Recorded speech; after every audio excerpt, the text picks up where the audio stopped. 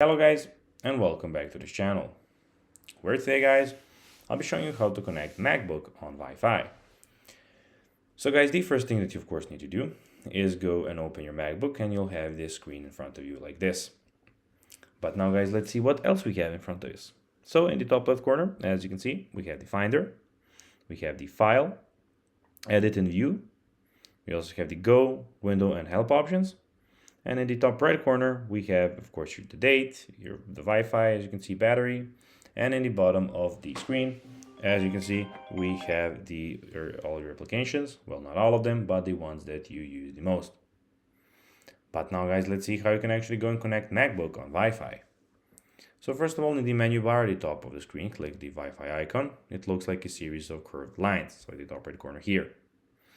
Now from the drop-down list, choose the Wi-Fi network you want to connect to. If a secure network, it will help you log icon next to it.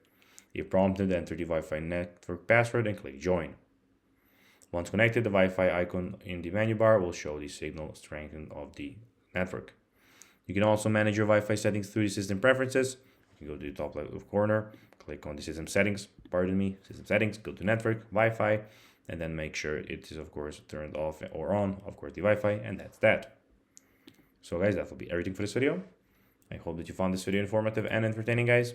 If you did, don't forget to like this video, share it, subscribe to the channel, and put the notifications on, as guys, this really helps us grow our channel. So, if you have a few seconds, it will be pretty cool if you could do this for us. So guys, that will be everything for this video. I hope you enjoyed it. And guys, as always, I'll be seeing you in the next one. Until then, as always, bye guys.